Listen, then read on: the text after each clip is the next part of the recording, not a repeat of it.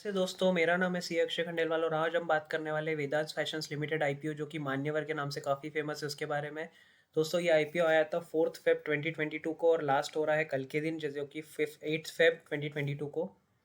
जैसे कि हमें पता है मान्यवर जो है ये इंडियन सेलिब्रेशन वेयर के अंदर जैसे शादी वगैरह फंक्शंस जो होते हैं उसके अंदर काफ़ी फेमस है। उनके पास में काफ़ी डाइवर्स पोर्टफोलियो है।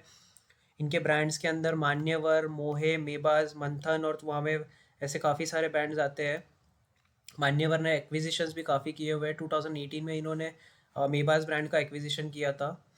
उसके अलावा हम लोग बात कर रहे हैं कि largest Indian mains Indian wedding या फिर सेलिब्रेशन वेयर सेगमेंट में जो है ये 2020 ईयर के रहे हैं। इसके बाद से थोड़ा इनका फ़र्क पड़ा है प्रॉफिट्स के ऊपर या फिर रेवेन्यू के ऊपर, सिंस कोविड की वजह से काफ़ी सारा इनके ब्रांड आउटलेट्स जो है वो बंद थे। उसके बारे में हम आगे बात करेंगे। तो चलिए हम लोग ये आईपीओ का पूरा डिटेल रिव्यू करते हैं। सबसे पहले इनका जो बिज़नेस है ये फ्रेंचाइजी ओन्ड बिज़नेस है। जैसे एक्सक्लूसिव ब्रांड आउटलेट्स होते हैं कि मान्यवर के स्पेसिफिक आउटलेट्स होते हैं जो एक्सक्लूसिवली मान्यवर के होते हैं। उसके अलावा मल्टी ब्रांड आउटलेट्स जो होते हैं जैसे मॉल्स वगैरह में, या फिर लार्ज फॉर्मेट स्टोर्स जो होते हैं जैसे वॉलमार्ट वगैरह के बड़े से स्टोर्स होते हैं उस टाइप में, या फिर ऑनलाइन प्लेटफॉर्म। इनकी एक वेबसाइट भी है मान्यवर.com और मोबाइल एप्लीकेशन भी है। अगली हम बात करें तो जैसे इनका 535 एक्सक्लूसिव ब्रांड आउटलेट्स थे इंक्लूडिंग 55 शॉपिंग शॉप्स, और उसके अलावा 212 सिटीज़ और टाउन्स ऑफ इंडिया और 11 ईबीओस आउट ओवरसीज़ भी है जैसे कि यूएस, कनाडा और यूएई। सो ये काफ़ी आउट ऑफ इंडिया भी इनका रीच है। इसके अलावा इनकी स्ट्रेंथ की बात करें तो ये मार्केट लीडर है। इनके कोई पीयर्स या कॉम्पिटिटर्स नहीं। इनका रेड हेरिंग प्रोस्पेक्टस जो सबमिट करते हैं ये लोग, जो सेबी के पास अप्रूवल के लिए सबमिट करते हैं, वो प्रोस्पेक्टस के इन्होंने लिखा हुआ है कि इनका कोई पीयर्स भी नहीं है। और ऐसे भी हम देखते हैं तो ये वाला मान्यवर जो है ये काफ़ी पीयर, इनके कोई मतलब कॉम्पिटिटर्स नहीं है।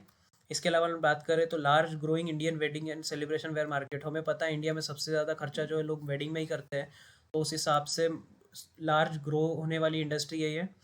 Omni channel network of seamless integrated business. Omni channel मतलब ये लोग फ़ोन के वाया भी अवेलेबल है, फ़ोन में एप्लीकेशन के वाया, या फिर आप ब्रिक्स एंड मोटर जैसे कि वहाँ पर जाकर एक्चुअली वहाँ पे शॉप शॉप कर सकते हैं, या फिर उनके वेबसाइट के वाया कर सकते हैं। सो ये काफ़ी फैला हुआ बिजनेस, अलग अलग तरीके से अलग अलग चैनल्स के वाया फैला हुआ है। टेक्नोलॉजी बेस्ड सपोर्ट है इनका, जो है सप्लाई चेन वगैरह टेक्नोलॉजी बेस्ड है। इनका जो वेबसाइट है उसके वाया भी ये लोग करते हैं। एक्सपीरियंस है प्रोफेशनल लीडरशिप टीम। तो ये जो इनके जो प्रोमोटर है, आइए हम एक बार प्रोमोटर्स की बात करें तो रवि मोदी, शिल्पी मोदी और रवि मोदी फैमिली ट्रस्ट इनके कंपनी ओनर से। हम लोग अगर वेबसाइट की बात करें तो यहाँ पे इनके इसमें रवि मोदी का बिजनेस जो 2008 से काफ़ी चलने लगा था। उसके अलावा जैसे कि मैं कह रहा था कि ब्रांड जो है ये मोहे, मेबास जो है ये ब्रांड्स है। उसके अलावा हम अगर देखें तो रणबीर सिंह, कार्तिक आर्यन, ये लोग ने इनके प्रोमोटर्स है। नेक्स्ट हम अगर बात करते हैं इनके फाइनेंशियल्स की, तो कंपनी के फाइनेंशियल्स की अगर बात करें तो कंपनी के पास में four one four 1445 crore of assets थे 2021 सितंबर में, 1625 करोड़ के 31 मार्च 2021 में, और उसके पहले जो है 1591 करोड़ के उनके पास में एसेट्स थे। रेवेन्यू की अगर हम बात करें तो 387 करोड़ का इनका रेवेन्यू था सितंबर 21 में। मार्च 21 में हम लोग बात करें तो 625 करोड़ का था, और मार्च 20 की हम बात करें तो 947 करोड़ का था। इसमें हम लोग देख सकते हैं कि इनका रेवेन्यू जो है ये कोविड की वजह से इम्पैक्ट हुआ है। जो पहले इनका रेवेन्यू हुआ करता था वो इस बार कम था 2020 से ले कंपैरिजन में। 947 करोड़ जो 2020 में था उसके अगेंस्ट हम लोग देखें तो 625 करोड़ जो उनका रेवेन्यू मार्च 21 में था। उसके अलावा हम प्रॉफिट आफ्टर टैक्स की बात करें तो मार्च 20 के अंदर जो इनका प्रॉफिट था ये 2366 करोड़ था, जो कि हम लोग अगर मार्च 21 के अंदर बात करें तो ये ऑलमोस्ट इसका आधा हो गया था। 132132 करोड़ 132 करोड़, जैसे 236 करोड़ के अगेंस्ट 132 करोड़ हो गया था। और इस बार जो है सितंबर तक का अब तक का पता चला है तो उसके अंदर 984 करोड़ इनका, सॉरी 98 करोड़ इनका रेवेन्यू हुआ है।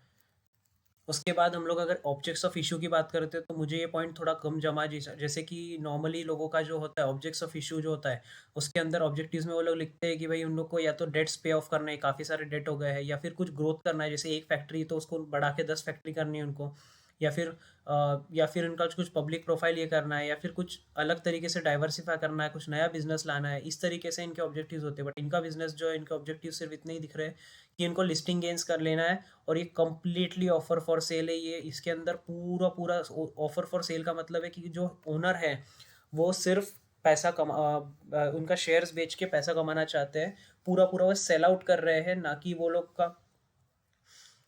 सो ये जो ये ऑफर फॉर सेल है, तो ये इसमें कंपनी प्रमोटर जो अपना स्टेक खाली करना चाहते हैं थोड़ा, तो ये इतना इतना इक्विटी शेयर्स के अंदर। हम अगर बात करें मान्यवर के आईपीओ की डिटेल्स की, तो उसके अंदर लिखा है 4 फेब 22 को ये ओपन हुआ है, जैसे कि मैं बता रहा था, और 8 फेब जैसे कि कल उसका लास्ट डेट है। हम लोग अगर बात करें कौन सा इशू है, तो ये बुक बिल्डिंग आईपीओ इशू है। हम इसके ऊपर लेटर एक वीडियो बनाएंगे जिसके अंदर आईपीओ का पूरा डिटेल्स बताएंगे, आईपीओ क्या होता है, कैसे अप्लाई करते हैं। अभी के लिए आप समझ लिए बुक बिल्डिंग इशू की तरह से है। इसका जो फेस वैल्यू है ये 1 रुपीज़ पर शेयर है, सो 1 रुपी पर शेयर है। नॉर्मली इक्विटी शेयर का प्राइस जो होता है वो 10 रुपीज़ फेस वैल्यू होता है, बट इसका 1 रुपीज़ है, 1/10 इसका डिवाइडेशन हो चुका है। आईपीओ प्राइस जो है ये मुझे थोड़ा सा हायर साइड पे लगा, 824 टू 866 रुपीज़। जनरली 866 जो आपका कट ऑफ होता है बुक बिल्डिंग के अंदर, कट ऑफ प्राइस, वो भी मैं आपको पूरे वीडियो में बताऊंगा अगले। उसके बाद हम बात करें तो मार्केट लॉट जो है 17 शेयर्स का है, और ये लिस्ट होने वाली बीएसई बॉम्बे स्टॉक एक्सचेंज और नेशनल स्टॉक एक्सचेंज में।